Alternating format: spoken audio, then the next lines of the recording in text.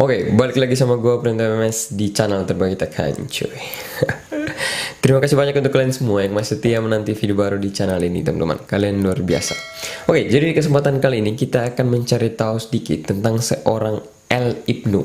Ya, jadi dia adalah seorang mantan vokalis satu grup band El Kasih yang pernah viral pada sekitar tahun 2008-2009 lah teman-teman.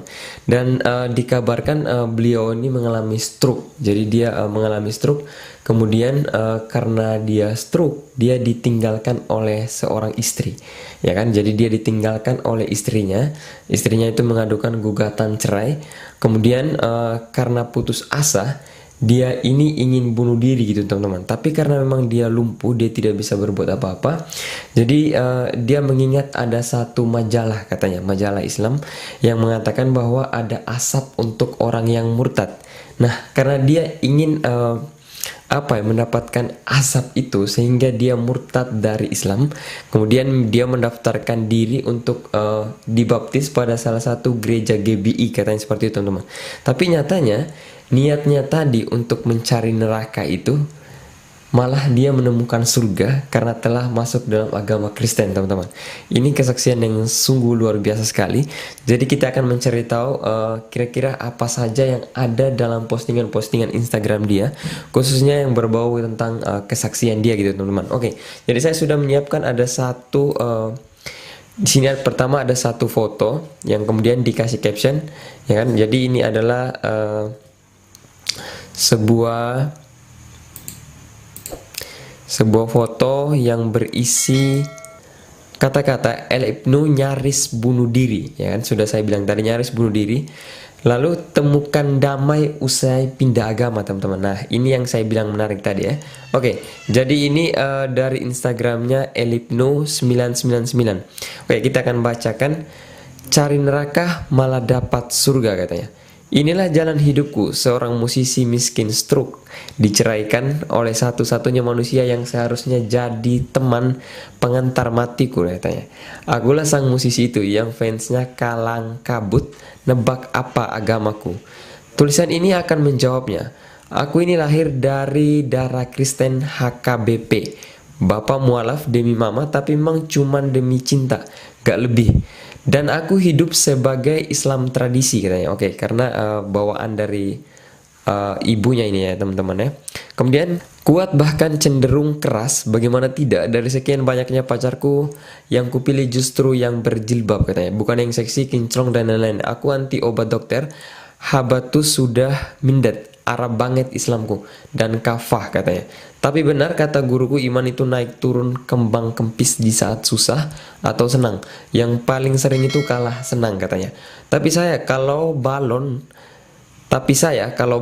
imanku meledak, katanya. Karena apa yang terjadi terutama setelah terima surat gugatan September 2016 itu, kiamatku bro buatku. Aku marah nggak bisa, mau bunuh diri nggak bisa gerak, nangis nggak bisa, katanya. Jadi ini yang 2016 itu ketika dia mendapatkan gugatan cerai dari istrinya itu teman-teman ya.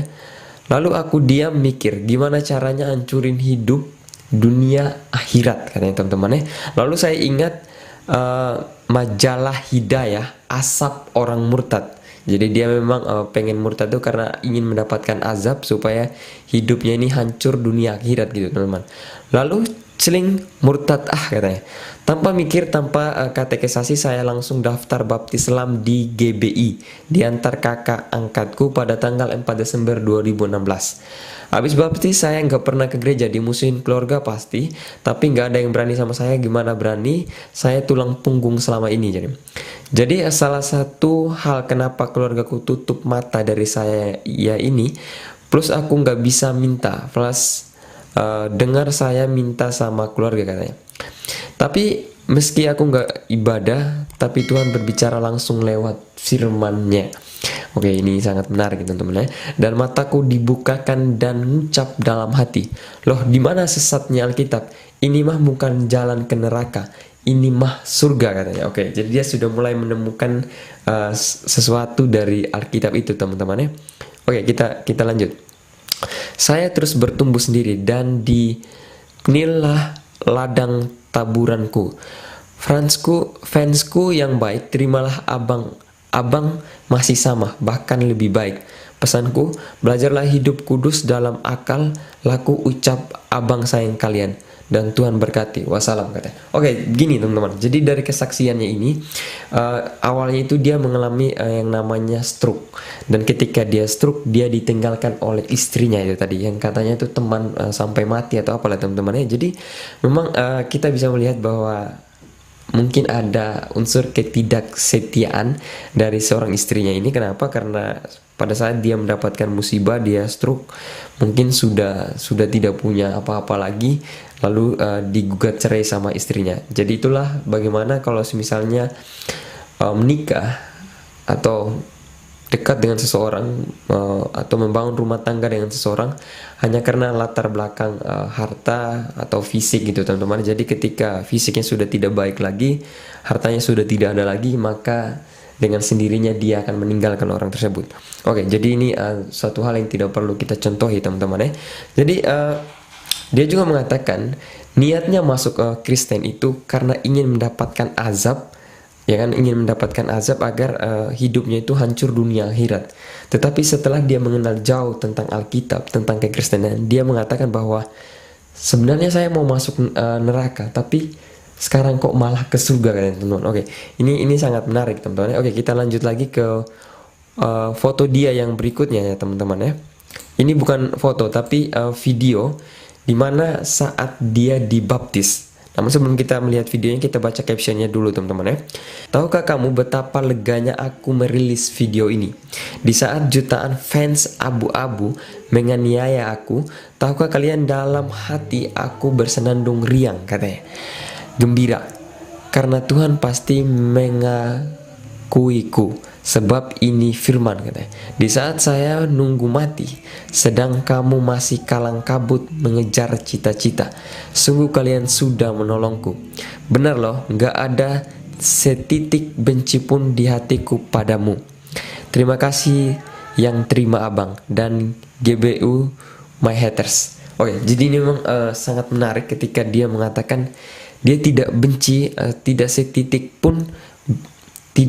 benci pun di hatiku padamu, katanya. Jadi memang dia tidak menyimpan benci kepada siapapun. Memang ini adalah sifat kasih dan inilah ajaran Kristen yang sungguhnya teman-teman. Dan di sini pun dia masih menyempatkan, dia bilang God bless you my haters. Jadi dia seperti memberkati orang-orang yang membenci dia.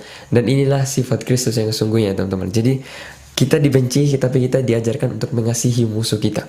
Ini yang sangat luar biasa sekali teman-teman, dari postingan seorang El Ibnu, dimana setelah dia mempunyai segala keterbatasan, dia ditinggal istri. Cobaan yang sangat luar biasa ya, dia ditinggal istri, kemudian dia stroke, lumpuh, tidak bisa omong. Dia hanya bisa berdiam diri di kursi roda, kemudian dirawat di salah satu panti jompo katanya tadi. Jadi dia ke panti jompo itu karena diantar oleh temannya itu teman-teman ya. Kemudian dia pun tidak bisa berbicara. Ketika dia ingin sesuatu atau ingin berdialog dengan siapa saja, maka dia harus mengetik dulu di handphonenya. Nah ini suatu cerita yang sangat luar biasa bagi kita semua. Dari seorang El Ibnu juga kita bisa belajar bagaimana kita bisa mengasihi seseorang yang mungkin musuh kita sekalipun teman-teman ya. Jadi dari satu kata saja yang saya petik, GBU my haters katanya. Jadi dia mengatakan Tuhan Yesus memberkati kepada hatersnya itu. Ini sangat luar biasa ketika kita mencoba untuk memberkati ataupun mengasihi orang-orang yang membenci kita. Ini sangat luar biasa sekali teman-teman. Oke, jadi mungkin sekian video kita pada kesempatan kali ini. Semoga kita bisa belajar dari seorang El Ibnu. Oke, jadi mungkin sekian videonya. Sampai jumpa di video kita selanjutnya. Tuhan Yesus memberkati kita semua teman-teman. Pepskoy.